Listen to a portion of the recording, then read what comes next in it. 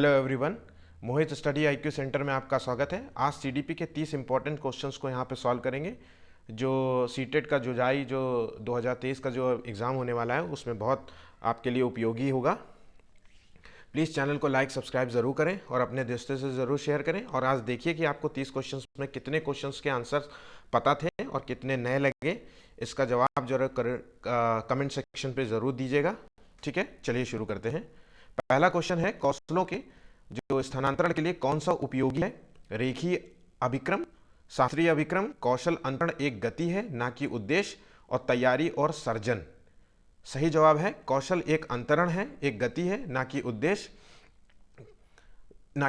मतलब यह है कि जो छात्र होता है वो सरल से कठिन की ओर सीखता है। हमेशा बच्चा जो है सरल से जो है विकास की जो प्रक्रिया होती है जो वो सरल से कठिन की ओर होती है। ठीक है, नेक्स्ट क्वेश्चन। यदि पूर्व ज्ञान और अनुभव नए प्रकार के सीखने में सहायता करते हैं तो उसे कहते हैं नकारात्मक प्रशिक्षण स्थानांतरण, सकारात्मक प्रशिक्षण स्थानांतरण, या प्रशिक्षण स्थानांतरण, या सीखना। इसका सही जवाब है बी नंबर, सकारात्मक प्रशिक्षण स्थानांतरण। जब कोई व्यक्ति उसका पूर्व ज्ञान के आधार पर वो कुछ सीखता है तो वो सकारात्मक होता है, प्रशिक्षण कहलाता है। जैसे कार चलाना, उसे कार चलाना आता है, उसने कार चलाई है पहले कभी, लेकिन वो पूरी तरीके से नहीं जानता, लेकिन उसको कम से कम इस बात का तो आभास है कि इसमें ब्रेक कौन सा है, इसमें एक्सीलरेटर कौन सा है, इसमें गियर कौन सा है। तो वो चीज़ों को समझ सकता है, वो पॉजिटिव ले सकता है, गाड़ी चलाना उसके लिए आसान होगा। लेकिन वहीं पर अगर इसको कुछ नहीं पता है, पूर्व ज्ञान के आधार पर वो नहीं सीख पा रहा है, नहीं कर पा रहा है, तो उसे नकारात्मक प्रशिक्षण स्थानांतरण कहेंगे। ठीक, नेक्स्ट क्वेश्चन। बाल विकास का जो अध्ययन क्षेत्र होता है वो क्या है? बाल विकास की विभिन्न अवस्थाओं का अध्ययन कहते हैं उसे, या वातावरण का बाल विकास पर पड़ने वाले प्रभावों का अध्ययन करते हैं कि क्या प्रभाव पड़ रहा है उस बच्चे पे, और व्यक्तिगत भिन्नताओं का अलग अलग जो है बच्चों पे क्या क्या प्रभाव पड़ रहा है। तो इसका सही जवाब है उपरोक्त सभी। जन्म से जो किशोरावस्था तक होने वाले जो मनोवैज्ञानिक परिवर्तन को ही हम बाल विकास कहते हैं। शारीरिक विकास हो सकता है, मानसिक विकास, व्यवहारिक परिवर्तन जो आते हैं, संवेगात्मक भी जो विकास होता है, इस पर जो बालक पर पड़ने वाले प्रभाव का अध्ययन किया जाता है। ठीक है, नेक्स्ट क्वेश्चन। भाषा विकास का सिद्धांत प्रस्तुत नहीं होता है, किस चीज में भाषा विकास का सिद्धांत नहीं है? ऑप्शन है अनुबंधन का सिद्धांत, अनुकरण का सिद्धांत, अतिरिक्त शक्ति का सिद्धांत, और परिपक्वता का सिद्धांत। ठीक है, तो इसका ऑप्शन है, इसका आंसर है सी नंबर, अतिरिक्त शक्ति का सिद्धांत ये नहीं है। ठीक है, भाषा जो होता है, बालक जिस माध्यम से अपने भावों और विचारों को जो प्रकट करता है उसी को हम भाषा कहते हैं। विचारों और का जो आदान प्रदान होता है इसके माध्यम से दो लोगों के बीच में या अन्य बहुत सारे लोगों के बीच में आदान प्रदान का एक माध्यम है। ठीक है, इसी को भाषा कहते हैं। Next question. एक 3 साल का जो बच्चा बताता है कि दूध बूथ पर जो जहाँ पे दूध मिलता है, ठीक है, वहाँ पे एक मशीन है, मशीन के द्वारा दूध का उत्पादन हो रहा है। निम्नलिखित में से कौन सा बच्चे की समझ का सबसे अच्छा स्पष्टीकरण प्रदान करता है? ऑप्शंस हैं, बच्चे का जवाब दूध बूथ से दूध खरीदने के समय जो अपने अनुभव पर आधारित है, या बच्चे ने गायों को कभी नहीं देखा है, बच्चे का जो परिवार है बच्चे के प्रेरक वातावरण प्रदान नहीं करता है, या बच्चे को दुनिया का बहुत सीमित अनावरण ज्ञान है। तो इसका सही जवाब है बच्चे को है वो का अनुभव है। वो गया दूध लेने, उसने ये देखा कि एक मशीन से दूध निकल रहा है, तो ये मान लिया उसने, वही उसने अपना ज्ञान साझा किया अपने। ठीक, नेक्स्ट क्वेश्चन। प्रकृति पोषण विवाद में प्रकृति से क्या अभिप्राय है? प्रकृति मतलब वातावरण या पर्यावरण, इन सब से क्या मतलब है? ऑप्शंस, तो हमारे आसपास का वातावरण, या जैविकी विशिष्टताएं, या वंशानुक्रम सूचनाएं जो होती हैं, एक व्यक्ति की मूल वृत्ति, या भौतिक और सामाजिक संसार की जटिल शक्तियां। इसका सही जवाब है बी नंबर। तो जीव जगत और प्रकृति व्यवहार जीवन शैली को प्रभावित करने वाली जो समस्त जितना भी है ना, तो वो समस्त शक्तियां जो है वो परिस्थितियां जो है पर्यावरण कहलाती हैं। अनुवांशिकता अनुवांशिकता और वातावरण जो होता है वो एक दूसरे से जुड़ा होते हैं, और विकास की जो वर्तमान जो विचारधारा के अंतर्गत प्रकृति और पालन पोषण दोनों को महत्व इसमें प्रदान किया जाता है। Next question. एनसीएफ जो है 2005 के अनुसार गलतियां जो हैं इस कारण से महत्वपूर्ण होती हैं, ठीक है। तो गलतियां क्यों महत्वपूर्ण होती हैं ये बताना है हमको। तो ये अध्यापकों को बच्चों को डांटने का एक तरीका है कि गलतियां इसलिए हो रही कि उसे डांटने का मौका मिला है टीचर को। ये बच्चे के विचार की अंतर्दृष्टि उपलब्ध कराती है तथा समाधानों को पहचानने में सहायता करती है कि बच्चे के मन में क्या चल रहा है और उसको सही करके उसको समाधान उपलब्ध कराया जाए। या फिर ये कक्षा से कुछ बच्चों को हटाने का आधार उपलब्ध कराती है कि क्लास से लड़कों को ही निकाल दिया जाए। ये विद्यार्थियों को उत्तीर्ण और अनुत्तीर्ण समूहों में वर्गीकृत करने के लिए महत्वपूर्ण होती है कि गलतियां हुई हैं तो इसे पास हो गया, ये फेल हो गया, इस तरीके से है। तो इसका सही जवाब है ये बच्चों के जो आंतरिक विचार हैं उसको उपलब्ध कराती है और उसको पहचान करके समाधान उपलब्ध कराती है। जैसे कि कहने का मतलब है कि बच्चा अगर 2+2 को 5 लिख रहा है तो वो ये समझना ज़रूरी है कि देखिए उसके आंतरिक ज्ञान है, उसने ऐसा आखिर क्यों लिया, और उसको सुधारा जा सकता है कि नहीं बेटा 2+2 मतलब 1 2 3 4, तो ये आंसर हो गया 2+2 = 4। इस तरीके से किसी भी तरीके से उस बच्चे को समझाया सकता है, उसका उसका समाधान किया जा सकता है। नेक्स्ट क्वेश्चन, अध्यापिका ने एक कमेटी के प्रधान को सभापति के स्थान पर सभाध्यक्ष लिखा है। यह संकेत करता है कि अध्यापिका अध्यापिका फीमेल टीचर है तो भाषा पर अच्छा उसका अधिकार है, इसलिए उसने ऐसा लिखा कि एक लिंग मुक्त भाषा का प्रयोग कर रही है और या फिर लिंग पूर्वाग्रह से ग्रस्त है, एक अधिक उपयुक्त पारिभाषिक शब्द का पालन कर रही है। ठीक है, तो इसका सही जवाब है एक लिंग जो है मुक्त भाषा प्रयोग करिए। जो फीमेल क्योंकि कोई भी टीचर जो हो सकता है वो मेल और फीमेल दोनों हो सकता है। मेल के लिए तो सभापति ठीक है, लेकिन अगर फीमेल अगर सभापति है कोई, ठीक है, तो अगर वो कोई फीमेल है तो उसके लिए ये शब्द उचित नहीं है, ये लिंग पूर्वाग्रह से ग्रसित हो सकता है ये शब्द, इसलिए ये लिंग मुक्त होने के लिए सभा अध्यक्ष का प्रयोग किया ना अच्छा रहता है। ठीक है, नेक्स्ट क्वेश्चन, डॉट डॉट के अतिरिक्त जो है बुद्धि के निम्नलिखित पक्षों को स्टेनबर्ग के त्रितंत्र सिद्धांत से संबोधित किया जाता है। ठीक है, इस किसके अलावा है ना, इसमें एक ऑप्शन जो है गलत है। ठीक, तो ऑप्शंस हैं अवयवभूत, आनुभविक और संदर्भगत और सामाजिक। इसका आंसर है जो सामाजिक है ये नहीं है इसके अतिरिक्त। इसके ये स्टनबर्ग ने सिद्धांत दिया था। इसको व्यावहारिक जो है बुद्धि भी कहते हैं, हारिक बुद्धि भी कहते हैं। बहुत इंपॉर्टेंट क्वेश्चन है।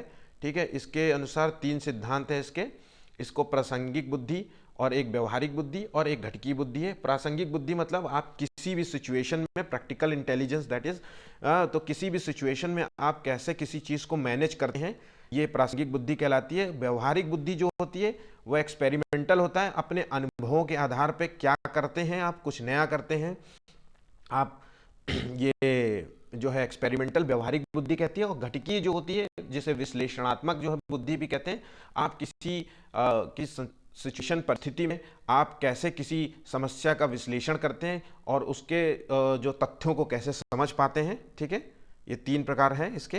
नेक्स्ट क्वेश्चन है, विद्यालयों को किसके लिए वैयक्तिक भिन्नताओं को पूरा करना चाहिए?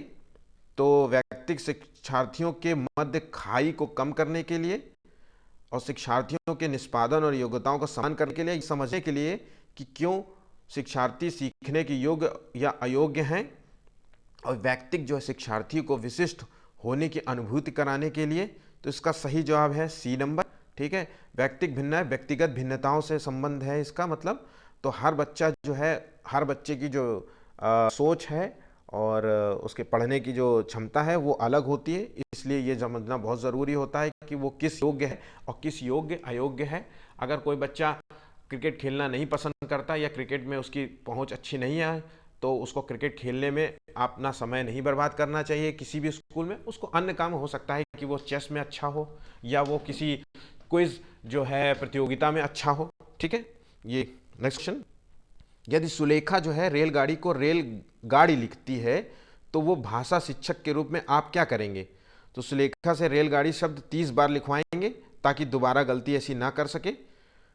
उसकी कॉपी पर रेलगाड़ी शब्द लिखेंगे और सुलेखा से पूछेंगे कि लिखे हुए दोनों शब्दों में क्या अंतर है, उसे अपना शब्द स्वयं ठीक करने के लिए कहेंगे और रेलगाड़ी शब्द पर घेरा लगाकर सही शब्द लिखकर सुलेखा की कॉपी वापस कर देंगे और रेलगाड़ी शब्द का घेरा लगाएंगे और सुलेखा को डांटेंगे ताकि वो आगे से शब्दों को सही सही लिखे। तो इसका सही जवाब है जो रेलगाड़ी शब्द उसकी कॉपी पर लिख देंगे और सुलेखे से पूछेंगे कि दोनों लिखों में देखिए अंतर क्या तुम्हें समझ में आया, इसमें बड़ी की मात्रा है और आपने जो लगाया वो छोटी की मात्रा है। वो बच्चा ये देखकर बताएगा और उसे अपना स्वयं ठीक करने के लिए कहेंगे कि ठीक है अब तुम फिर से दोबारा उस शब्द को लिखो।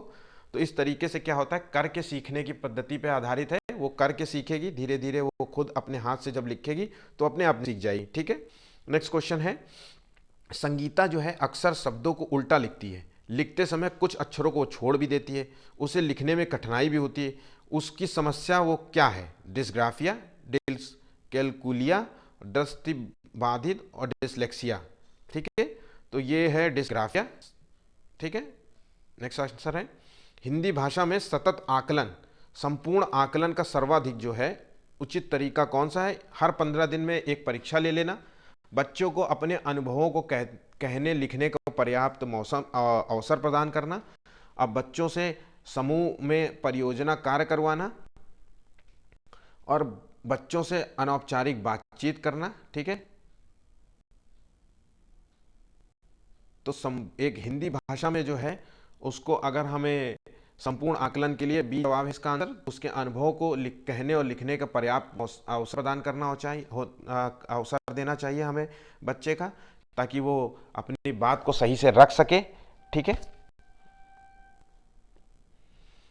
भाषा कक्षाओं में प्रदर्शित सामग्री केवल तब सजावटी हो जाती है। ठीक है, तो जो क्लासरूम होते हैं जिसे लाइब्रेरी कहते हैं, वहाँ पे जो सामग्री जो है सजावटी हो जाती है जब बच्चे को पढ़ना लिखना सिखाने में उसका प्रयोग नहीं होता, वो बच्चे को अनिवार्यता कोई मूल्य ना सिखाए, वो सामग्री पाठ्य पुस्तक की ना हो और बच्चे उसे आते जाते देखते हैं। इसका सही जवाब है ए नंबर, बच्चों के पढ़ना लिखना सिखाने में उसका उपयोग नहीं होता है तो वो सजावटी ही है, वो रखी है कोने में, बच्चे उसका यूज़ नहीं कर रहे हैं, वो व्यर्थ में वहाँ पे पड़ी हुई है। ठीक है, उससे कोई भी फायदा नहीं हो रहा है, रिसोर्स का बर्बाद किया जा रहा है। ठीक है, पियाजे के अनुसार जो है विकास को प्रभावित करने में निम्नलिखित कारकों में से किसकी भूमिका जो है सबसे ज़्यादा महत्वपूर्ण है? तो भाषा, पुनर्वलन, भौतिक विश्व के साथ अनुभव और अनुकरण। इसका आंसर है भौतिक विश्व के साथ जो है अनुभव है। पियाजे ने जो है संज्ञानात्मक विकास का सिद्धांत प्रस्तुत किया था। ठीक है, हम सभी को पता है, जिन्हें फादर ऑफ चाइल्ड साइकोलॉजी कहते हैं। पियाजे के अनुसार जो है डेवलपमेंट जिसे कहते हैं विकास, वो एक डिसकंटिन्यूअस प्रोसेस है। ठीक है, वो समान प्रक्रिया से नहीं चलती, कहीं ज़्यादा कहीं कम, धीरे धीरे प्रोसेस बाई प्रोसेस चलती है। अभी कम है, फिर अभी ज़्यादा है, फिर उससे भी ज़्यादा होगी। इस तरीके से विकास की प्रक्रिया बढ़ती है, धीरे धीरे आगे की ओर बढ़ती है। ठीक है, जैसे जैसे टाइम बढ़ता जाता है जैसे जैसे आपका विकास भी बढ़ता जाता है। वाइगोस्की के अनुसार सीखने को पृथक नहीं किया जा सकता है, उसके सामाजिक संदर्भ से, अवबोधन व अवधानात्मक प्रक्रियाओं से, या पुनर्वन से, या व्यवहार में मापने योग्य परिवर्तन से। इसका सही जवाब है उसके सामाजिक जो है संदर्भ से, उस जो वाइगोस्की के सीखने के पद्धति को अलग नहीं किया जा सकता। ठीक है, जो वाइगोस्की ने जो है सामाजिक सांस्कृतिक जो है अवधारणा जो है सामाजिक सांस्कृतिक अवधारणा प्रस्तुत की है। ठीक है, तो जो भी कुछ भी बच्चा सीखता है वो इन्हीं समाज और सांस्कृतिक जो है सामाजिक सांस्कृतिक जो है इन्हीं पहलुओं से सीखता है। ठीक है, उसी संस्कृति से सीखता है, तो इससे हम इसको बच्चे को हम अलग नहीं कर सकते। कक्षा 8 की एक पाठ्य पुस्तक में इस प्रकार के चित्र हैं। शिक्षिका घरेलू काम करने वाले के रूप में महिला दिखाया जा रहा है, जबकि टीचर है शिक्षिका एवं घरेलू काम करने वाली महिला के रूप में दिखाया जा रूम में महिला, जबकि डॉक्टर पायलट के रूप में पुरुष को दिखाया जा रहा है। इस चित्रण से बढ़ सकती है यह क्या है, इसका क्या मतलब हुआ? तो ये लिंग रूढ़िबद्धता है कि लिंग सशक्तिकरण है, या लिंग भूमिका निर्वाह खेल है और लिंग स्थिरता है। तो इसका सही जवाब है लिंग रूढ़िबद्धता। ठीक है, तो इसमें पहले से ये बताया, रूढ़िबद्धता का मतलब है कि रूढ़िवादिता, पुरानी सोच पे जीना कि लड़की ये करेगी और लड़का ये करेगा। लड़की जो है घर पे खाना बनाएगी और लड़का जो है ऑफिस में नौकरी करेगा, बाहर जाएगा, अपने दोस्तों के साथ घूमेगा, लेकिन लड़की को दोस्तों के साथ घूमने के लिए उसके पति या परिवार से परमिशन लेनी पड़ेगी। इस तरीके से ये रूढ़िबद्धता ही कहलाती है। ठीक है, नेक्स्ट क्वेश्चन है, निम्नलिखित में से कौन सा एक माध्यमिक जो विद्यालय की कक्ष में शिक्षक की भूमिका सर्वोत्तम उचित वर्णन करता है? ठीक है, ये इंटर स्कूल का बात पूछ रहा है कि क्लासरूम में क्या शिक्षक की भूमिका का सर्वोच्च वर्णन करता है। व्याख्यान देने के लिए पावर पॉइंट प्रेजेंटेशन का प्रयोग करना चाहिए। अब बहुपरिप्रेक्ष्य को निरुत्साहित करना तथा एक आयामी परिप्रेक्ष्य पर केंद्रीभूत होना, चर्चाओं के अनुसार उपलब्ध कराना और प्रथम स्थान के लिए शिक्षार्थियों को आपस में प्रतिस्पर्धा के लिए बढ़ावा देना।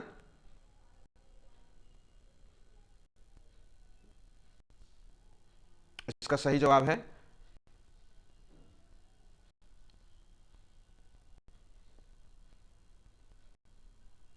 आंसर है, 1 सेकेंड, 1 मिनट। इसका सही जवाब है सी नंबर, चर्चाओं के अवसर उपलब्ध कराना। जब बच्चे आपस में बैठ करके दो ग्रुपों में, अनेक ग्रुपों में बैठ के जब चर्चा करेंगे तो उसमें जो है बच्चों को सीखने की जो क्षमता बढ़ेगी। ठीक है, नेक्स्ट क्वेश्चन, अभिप्रेरणा और अधिगम के बारे में निम्नलिखित में से कौन सा कथन सही है? ठीक है, अधिगम जो होता है, अधिगम मतलब लर्निंग की बात कर रहे हैं, तो लर्निंग तभी प्रभावी होता है जब शिक्षार्थी बाहरी पुरस्कारों का उपयोग करके करने के से प्रेरित हो, और अधिगम में प्रेरणा की भूमिका कोई भूमिका नहीं होती, और अधिगम केवल तभी प्रभावी होता है जब शिक्षार्थियों में भीतरी प्रेरणा हो, सीखने की आंतरिक इच्छा हो। ठीक है, और अधिगम केवल तभी प्रभावी होता है जब शिक्षार्थी बाहरी रूप से प्रेरित हो, बाहरी कारणों से प्रेरित हो। ठीक है, तो इसका सही जवाब है बी, सी नंबर जो है, अधिगम जो है लर्निंग केवल तभी प्रभावी हो सकती है जब शिक्षार्थियों में, एक स्टूडेंट्स में जो है भीतर से आवाज़ आए, उसे सीखने की इच्छा हो। ठीक है, वो जब तक अंदर से सीखना नहीं चाहेगा तब तक आप उसको कुछ भी नहीं सिखा सकते। ठीक, नेक्स्ट क्वेश्चन, प्रगतिवादी जो शिक्षा क्या होती है, प्रगतिशील शिक्षा क्या कहलाती है, या प्रगतिवादी शिक्षा क्या होती है?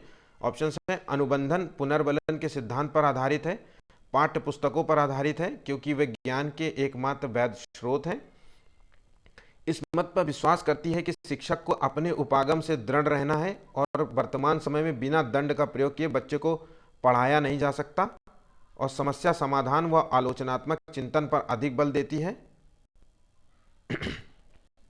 ये समस्या, तो प्रगतिशील जो शिक्षा होती है वो समस्या समाधान और आलोचनात्मक चिंतन पर अधिक बल देती है, जो ठीक है प्रोग्रेसिव एजुकेशन जिसे कहते हैं। नेक्स्ट, सृजनात्मकता क्या है, सृजन करना क्या कहता है? तो बुद्धि का एक प्रकार है जो उन कौशलों से संबंधित है जो संचित किए हुए ज्ञान और अनुभव पर निर्भर होते हैं। अब बुद्धि का एक प्रकार जो संसाधन की गति को शामिल करते हुए सूचना प्रक्रमण कौशलों पर अत्यधिक निर्भर होते हैं, समस्याओं के मौलिक और अपसारी संसाधनों को पहचानने अथवा तैयार करने की योग्यता, और सृजनात्मकता 200 से ऊपर की बुद्धि लब्धि से सर्वाधिक बेहतर ढंग से परिभाषित होती है। इसका सही जवाब है बी नंबर, ये तुलनात्मक निर्णय के नियम पर जो है प्रतिपादन करता है। ठीक है, जो है इसका सही जवाब है, माफ कीजिएगा, इसका सही जवाब है ए नंबर। ठीक है, बुद्धि का एक प्रकार है जो उन कौशलों से संबंधित है जो संचित किए गए ज्ञान और अनुभव पर निर्भर करता है। जब आपके पास एक ज्ञान है, आपके पास एक स्वतंत्र सोच है, आपको कोई आइडिया है, तो जब आप उस आइडिया को लेकर के कुछ बनाते हैं नया, जैसे आर्ट बनाना हो गया, तो आप जब रंगोली बनाते हैं तो आपके पास आइडिया होता है कि मुझे किस तरीके से रंगोली बनाना है, या हाथ में मेहंदी किस तरीके से लगाना है ना, तो ये उस पर है, उसी को सृजनात्मकता कहते हैं। ठीक है, तो ये जवाब है इसका आंसर। 22वां क्वेश्चन है, थर्स्टन और लिकर्ट निम्न में से किसके मापन से संबंधित है? बुद्धि, अभिवृत्ति, मूल्य और व्यक्तित्व।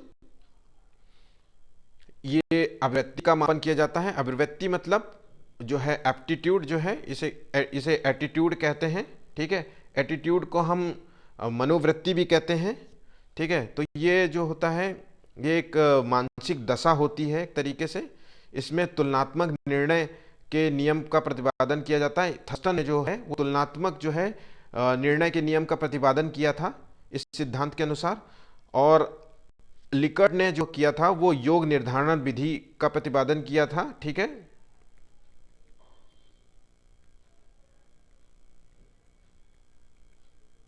ये याद रखने वाली बात है। नेक्स्ट क्वेश्चन, बुद्धि का जो है तलल मोजेक मॉडल जो है किसने दिया था? तो ये फ्लूइड और क्रिस्टल जो है थ्योरी किसने दी थी? फ्लूइड एंड क्रिस्टल जो थ्योरी है वो किसने दी थी? कैटल ने, गिलफर्ड ने, थर्स्टन ने और स्पीयरमैन ने। इसका सही जवाब है कैटल ने जो है ये तरल मोजेक मॉडल प्रस्तुत किया था, ठीक है। नेक्स्ट क्वेश्चन है, निम्न में से कौन सा कारक स्मृति से संबंधित है नहीं है? ठीक है, याददाश्त से संबंधित नहीं है। पहचान, धारण, पुनर्स्मरण और अनुभूति। इसका सही जवाब है अनुभूति, इसका ऑप्शन नहीं है, ठीक है। अनुभूति होना जो है मेमोरी का पहचान नहीं है। आपको कोई क्वेश्चन आपने याद किया है और आप भूल गए हैं उस क्वेश्चन का आंसर पेपर देते वक्त, तो आपको ऑप्शन देते वक्त अनुभूति हुई, आपको एहसास हो रहा है कि नहीं इसका तो बी है, भले ही आपको याद नहीं आ रहा है, तो वो स्मृति की पहचान नहीं। आप भूल गए तो इसका मतलब है कि अनुभूति से मतलब आप तुक्का मारने की कोशिश कर रहे हैं, ठीक है। नेक्स्ट क्वेश्चन, निम्नलिखित में से मानसिक विकार के लक्षणों को सभी दर्शाते हैं सिवाय किसके? सिवाय जो है मानसिक विकार नहीं है।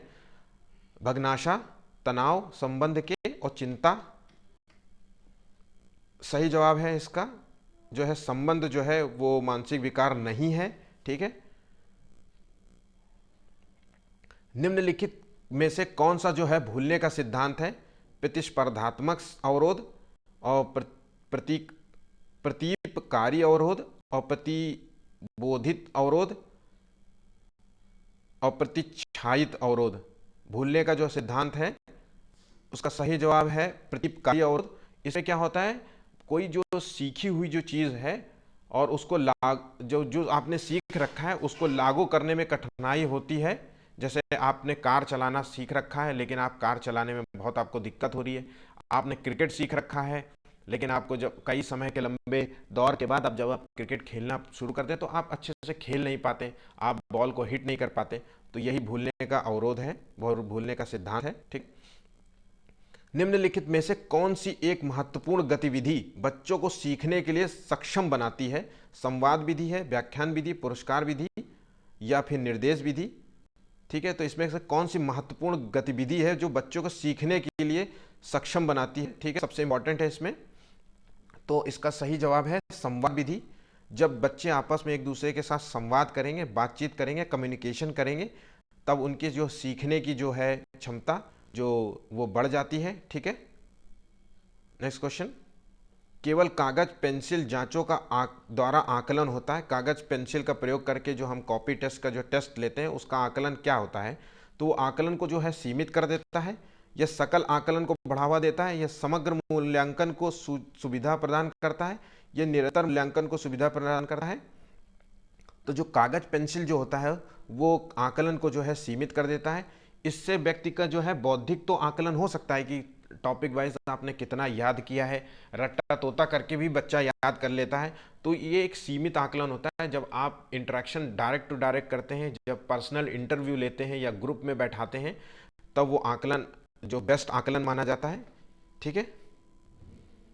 वाइगोस्की के अनुसार सीखने को पृथक नहीं किया जा सकता है उसके सामाजिक संदर्भ से, या सॉरी दोबारा हो गया है क्वेश्चन, उसके सामाजिक संदर्भ से उसको इसका आंसर ए है, पहले समझा चुका हूं मैं।